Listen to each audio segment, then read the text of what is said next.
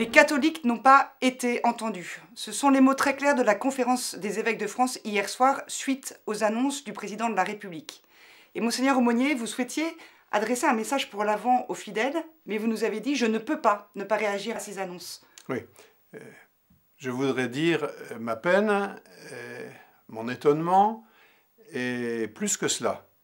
Je trouve qu'on traite les chrétiens, on pourrait traiter les chrétiens si de telles annonces devaient se confirmer, comme s'ils étaient irresponsables et on ne tient pas compte de la réalité. Je me demande si les conversations que le président de la conférence des évêques a pu avoir avec le Premier ministre et le ministre de l'Intérieur ont été entendues ou ont été transmises.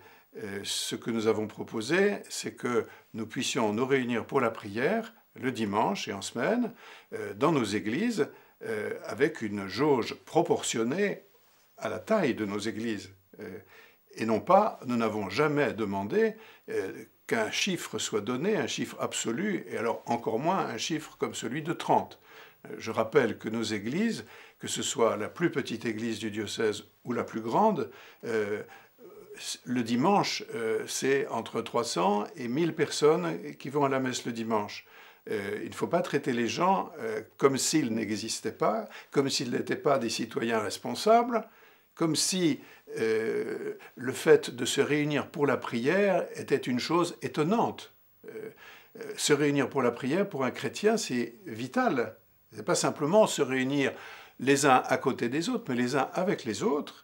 Bon, nous sommes capables de respecter les normes sanitaires. Nous l'avons montré dans le premier confinement de façon très nette. Et je souhaite vraiment qu'on revienne à la raison et au bon sens. Alors, il y a eu une annonce, nous tournons là ce mercredi, il vient d'avoir une annonce comme quoi le gouvernement allait réévaluer la fameuse jauge demain jeudi.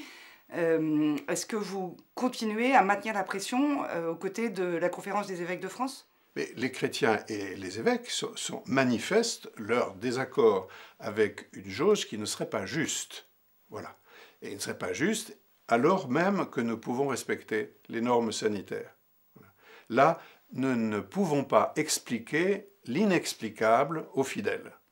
Nous avons jusqu'ici tout fait pour l'expliquer, nous l'avons fait, les fidèles sont raisonnables, sont de bons citoyens, mais il ne faut pas les considérer comme des irresponsables. Alors, malgré tout, dimanche, c'est l'Avent. Comment est-ce qu'on peut rentrer sereinement dans cette préparation de Noël alors que le climat est quand même difficile et compliqué? Oui. Il faut tout de même, et même d'abord, il faut que nous rentrions en avant. Bon, l'Avent, souvent, on dit bah, l'Avent, c'est l'attente. Mais non, l'Avent, c'est pas du tout l'attente. L'Avent, c'est de se préparer à quoi? À aller faire des courses, ou bien de se préparer à être un peu plus attentif à l'anniversaire de la naissance de Jésus le Christ, qui est sauveur et qui est avec nous.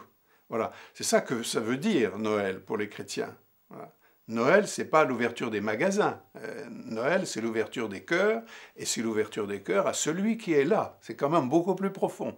Évidemment, ce sens profond de Noël, nous avons besoin nous-mêmes de nous l'intérioriser, mais je pense que les chrétiens sont distincts dans leur manière d'être aussi, dans leur manière de vivre dans la vie quotidienne, dans la mesure où ils ne se considèrent pas d'abord comme des consommateurs.